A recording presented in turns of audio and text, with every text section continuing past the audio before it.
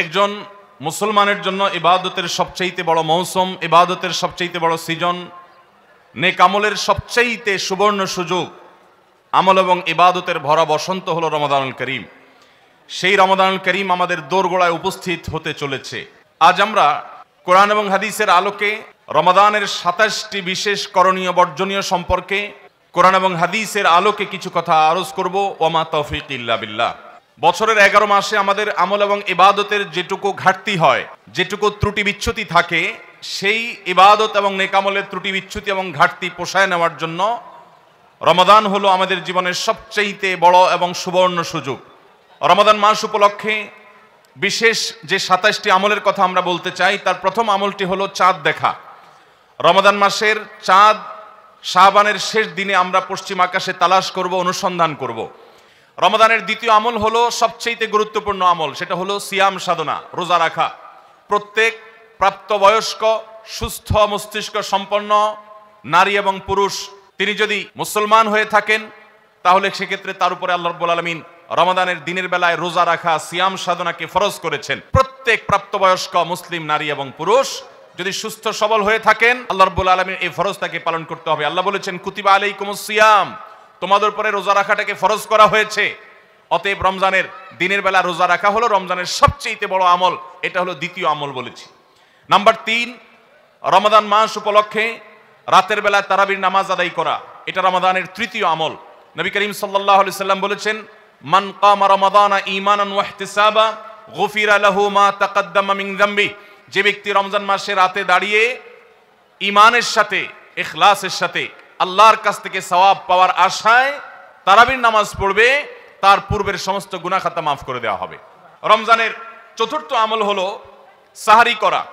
আমরা অনেকে ইচ্ছাকৃতভাবে সাহারি করি না, হয়তো কখনো ভালো লাগে না সাহারি করতে, খাওয়ার রুচি থাকে না, আমরা সাহারি খাই না। সাহারি খাওয়া ছাড়াও যদি কেউ রোজা রাখে, রোজা হয়ে যাবে, কিন্তু সাহারি খেলে আপনার খাদ্য গ্রহণ হবে, পাশাপাশি আপনি সওয়াব লাভ করবেন।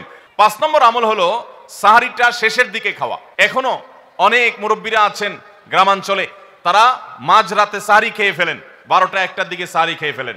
সাহারি খাওয়ার জন্য সবচেয়ে উত্তম সময় হলো রাতের শেষ প্রহরের একেবারে শেষের দিকে। ৬ নম্বর আমল হলো রমজান উপলক্ষে ইফতার করা। ইফতার মানে নাস্তা খাওয়া। সারা বছর আমরা দিনের বেলায় শুরুতে নাস্তা খাই, কিন্তু এর কারণে কোনো সওয়াব আমাদের আমল নামায় লেখা হবে এমন কোনো কথা বলা হয় নাই। কিন্তু রমজান মাসের সন্ধ্যা যখন আপনি ইফতার খাবেন, এই ইফতার খাওয়ার মাধ্যমে আপনি একটা সুন্নাহর উপর আমল করলেন, এটার কারণে আপনার আমল নামাতে একটা সওয়াব লেখা হবে। সওয়াবের আশা যদি আপনার থাকে, ইফতারের নিয়ত যদি আপনার থাকে, তাহলে এর মাধ্যমে আপনি সওয়াব লাভ করবেন। ৭ নম্বর আমল হলো ইফতারটা তাড়াতাড়ি করা, ইফতার বিলম্বে না করা। আমরা অনেকে আছি ইফতার অনেক বেশি দেরি করি। আমরা মনে করি যত দেরি করে ইফতার করা যায় ততই বোধহয় রোজাটা নিশ্চিতভাবে শুদ্ধ হয়, সঠিক হয়। এটা ভুল ধারণা। নবী করিম সাল্লাল্লাহু আলাইহি সাল্লাম বলেছেন, যতদিন পর্যন্ত এই উম্মত মুসলমান জাতি ইফতার দ্রুততার সাথে করবে, অর্থাৎ ওয়াক্ত হওয়ার পর আর বিলম্ব করবে না, ততদিন পর্যন্ত তারা কল্যাণের মধ্যে থাকবে। ৮ নম্বরের রমজানের আমল হলো ইফতারের দোয়া পড়া। ইফতারের দোয়াটা আমরা অনেকে জানিও না, আবার অনেকে জানলেও সেটা কখন পড়তে হয় সেটা জানি না। ইফতারের শুরুতে বিসমিল্লাহ বলে ইফতার শুরু করতে হবে, ইফতার করার শেষ, এরপরে দোয়া পড়তে হবে। আমরা অনেকে ইফতারের আগে দোয়া পড়ি, এই দোয়াটা ইফতারের দোয়াটা পড়তে হয় ইফতারের পরে। দোয়াটা হলো জাহাবাজ জামা ওয়াবতাল্লাতিল উরুক ওয়া সাবাতাল আজরু ইনশাআল্লাহ, এটা হলো দোয়া। ৯ নম্বরের আমল হলো ইফতার এবং সাহারি উভয়টাতে খেজুর খাওয়া, এটা সুন্নাহ। খেজুরের মধ্যে প্রচুর খাদ্য শক্তি আছে। আমরা রমজান মাসে যে রোজা রাখি, সারাদিন পানাহার বর্জন করে থাকি, আমরা যদি সাহারিতে খেজুর খাই, আমাদের শরীরে প্রচুর পরিমাণ খাদ্য শক্তি থাকবে। ১০ নম্বরের রমজানের আমল হলো দিনভর বেশি বেশি দোয়া করতে থাকা। ভাইরা আমার, রোজাদার ব্যক্তির দোয়া আল্লাহ রাব্বুল আলামিন ফিরিয়ে দেন না। রোজাদার ব্যক্তি দিনভর আল্লাহর কাছে দোয়া করতে থাকলে সে দোয়া কবুল হয়। নবী করিম সাল্লাল্লাহু আলাইহি সাল্লাম বলেছেন যে কয়েক ব্যক্তির দোয়া ফেরত দেওয়া হয় না, এর ভিতরে একজন হলেন আস-সাইমু হাত্তা ইফতির, রোজাদার ব্যক্তি ইফতার করা পর্যন্ত তার দোয়া কবুল হতে থাকে। আপনি রোজাদার অবস্থায় দোকানে কাজ করছেন, খেতে খামারে কাজ করছেন, আপনি ব্যবসা প্রতিষ্ঠানে কাজ করছেন, আপনি রাস্তায় হাঁটাচলা করছেন, মা বোনরা বাসা বাড়িতে গৃহস্থলী কাজকর্ম করছেন, এই কাজের ফাঁকে ফাঁকে ওযু নেই, অসুবিধা নেই, এই অবস্থায় আপনি দোয়া করতে থাকেন, রোজাদার অবস্থায় দোয়া কবুল হয়। সারাদিন আপনি মনে মনে আপনার চাওয়াগুলো আল্লাহর কাছে নিবেদন করেন, আল্লাহর সাথে আপনি কথা বলতে থাকেন, কারণ দোয়া কবুলের একটা মোক্ষম সময় হলো রমজান মাসে এই রোজা অবস্থায়। ১১ নম্বর রমজানের বিশেষ আমল হলো সকল প্রকার পাপাচার বর্জন করা, কারণ রমজানের রোজার উদ্দেশ্যই হলো আমরা যেন পাপাচার বর্জন করতে পারি। ১২ নম্বর আমল হলো পাপাচারের মধ্যে আবার বিশেষ করে মিথ্যা কথা, মিথ্যা কাজ, প্রতারণা, 2 নম্বরই, এগুলো পরিহার করে চলা। এগুলো অন্য সময় তো পরিহার করতেই হবে, রমজানে আরো বিশেষ গুরুত্বের সাথে পরিহার করতে হবে। বুখারীর হাদিসে আসছে, নবী করিম সাল্লাল্লাহু আলাইহি সাল্লাম বলেছেন, মাল্লাম ইয়াদা কাওলাজ জুরি ওয়াল আমাল বিহি ফালাইসা লিল্লাহি হাজা আন ইয়াদা তাআমাহু ওয়া শারাবা। যে ব্যক্তি মিথ্যা কথা, মিথ্যা কাজ এগুলো ছাড়লো না, সেই ব্যক্তির উপবাস থাকায় আল্লাহর কোনো ঠেকা পড়ে নাই। অর্থাৎ তার এই রোজা থাকাটা উপোস থাকা ছাড়া কিছুই নয়। 13 নম্বর আমল হলো স্পেশালি ঝগড়াঝাটি থেকে বিরত থাকা। 14 নম্বর বিশেষ আমল হলো সাধারণ যত আমল আছে, সাধারণ যত ভালো কাজ আছে, সেই ভালো কাজগুলো এই মাসে সবচেয়ে বেশি গুরুত্বের সাথে করা। কারণ আপনারা জানেন, নবী করিম সাল্লাল্লাহু আলাইহি সাল্লাম বলেছেন, রমজানের শুরুর দিকে আল্লাহর পক্ষ থেকে এক ফেরেশতা ঘোষণা দিতে থাকে, ইয়া বাগিয়াল খায়র আকবিল। তোমাদের মধ্যে কেউ কি কোনো কল্যাণের পথে চলতে চায়, এমন কোন মানুষ আছে যে কল্যাণকামী, যে ভালো কাজ করতে চায়, তাহলে সে যেন অগ্রসর হয়। কারণ ভালো কাজ করার মৌসুম এসেছে, সময় এসেছে, সুবর্ণ সুযোগ এসেছে। এটা আমল করার সময়, এটা নিজের আমল নামার শূন্য স্থানগুলো পূরণ করার সময়, এটা জান্নাতের পথে এগিয়ে যাওয়ার সময়। অতএব যত নেক আমল আছে, সেটা যেই ধরনেরই হোক না কেন, সকল ভালো কাজ সবচেয়ে বেশি করতে হবে এই রমজান মাসে। 15 নম্বর আমল হলো খুব গুরুত্বের সাথে ইস্তেগফার করা, আল্লাহর কাছে গুনাহ মাফ চাওয়া। এটা হলো 15 নম্বর আমল, যে গুনাহগুলো মাফ করাবো, জাহান্নাম থেকে মুক্তির পরোয়ানা দেওয়া হয়, সেটি আমার নামটা যেন সেই তালিকায় যায়, সেই চেষ্টা আমরা করব প্রতিদিন। 16 নম্বর রমজানের বিশেষ আমল হলো রোজাদারকে ইফতার করানো। নবী করিম সাল্লাল্লাহু আলাইহি সাল্লাম বলেছেন, মান ফাত্তারা সাইমান ফালাহু মিসলু আজরিহি মিন গায়রি আন ইউনকাসা মিন আজরিহি শাইআ। যদি কেউ কোনো রোজাদারকে ইফতার করায়, আল্লাহ রাব্বুল আলামিন ওই রোজাদারের রোজার কারণে তিনি যে সওয়াব পেয়েছেন তারটা তিনি পাবেন, অতিরিক্ত বোনাস হিসেবে যেই লোকটা ইফতার করালো রোজাদারকে, আল্লাহ তাআলা তাকে সমপরিমাণ সওয়াব দান করবেন।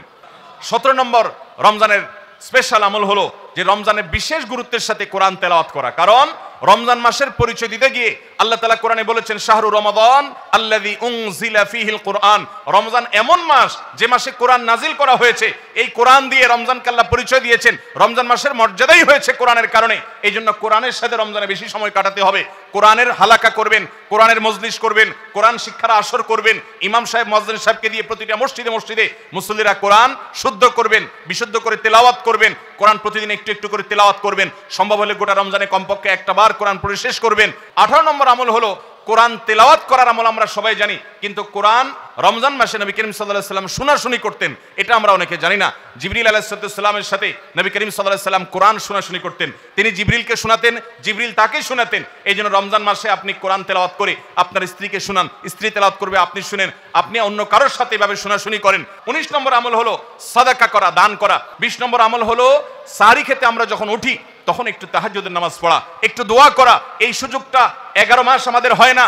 তাহাজ্জুদের নামাজ এত গুরুত্বপূর্ণ যে কোরআনে কারিমে আল্লাহ রাব্বুল আলামিন এই নফল আমলের নির্দেশ করেছেন, অমিনাল লাইলি ফাতাহাজ্জাদ বিহি নাফিলাতাল লাক। রাতের কিছু অংশ নফল হিসাবে তুমি তাহাজ্জুদ পড়ো। ভাইরা আমার, 5 ওয়াক্ত নামাজের জন্য ডাকে মুয়াজ্জিন আজানের মাধ্যমে, আর তাহাজ্জুদের জন্য ডাকেন স্বয়ং আল্লাহ রাব্বুল আলামিন। 21 নম্বর আমল হলো আল্লাহ যাদেরকে সামর্থ্য দিয়েছেন তারা উমরা করবেন। রমজানে উমরার ফজিলত হলো, নবী করিম সাল্লাল্লাহু আলাইহি সাল্লাম বলেছেন, উমরাতুন ফি রমাদান তাআদিলু হাজ্জা। রমজানের একটা উমরা একটা হজের সমতুল্য।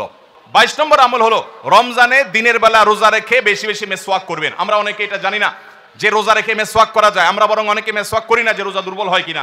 অথচ আম্মাজান আয়েশা রাদিয়াল্লাহু তাআলা আনহা বলেছেন যে আমি নবী করিম সাল্লাল্লাহু আলাইহি সাল্লামকে রমজান মাসে রোজা রেখে এত বেশি পরিমাণে মেসওয়াক করতে দেখেছি যে গুণে শেষ করা যাবে না।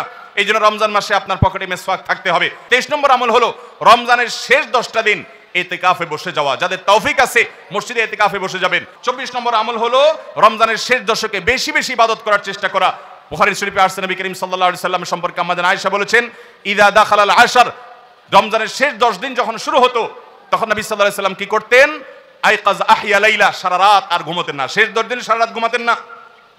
ওয়াসাদ্দা মিযরা, কোমর বেঁধে নিতেন। ওয়াইকাদা আহলা, এবং তার পরিবারকে তিনি জাগিয়ে তুলতেন। আরেক হাদিসে আসছে, নবী সাল্লাল্লাহু আলাইহি সাল্লাম বলেছেন, কারণ নবী সাল্লাল্লাহু আলাইহি ওয়াসাল্লাম ইযা দাখালাল আশর ইয়াজতাহিদু ফীহি মা লা ইয়াজতাহিদু ফী গায়রি।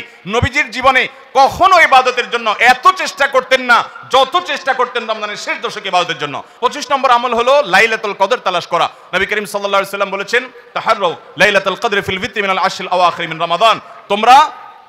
তোমরা রমজানের শেষ দশকের বেজোড় রাতগুলোতে লাইলাতুল কদর বেশি বেশি করে তালাশ করো। বেজোড় রাতগুলোতে বেশি বেশি, শেষ দশকের প্রত্যেক রাতেই জেগে জেগে ইবাদত করা কদর হতে পারে সে আশায়। কদরের একটা রাত যদি ইবাদত করতে পারেন আপনি, তাহলে 1000 মাস ইবাদতের চাইতে বেশি উত্তম হবে, আপনার আমলনামাতে সওয়াব বেশি জমা হবে। 25 নম্বর আমল হলো লাইলাতুল কদর তালাশ করা, শেষ দশকের সবগুলো রাতে, সম্ভব না হলে বেজোড় রাতে। আল্লাহ আমাদেরকে তৌফিক দান করুন।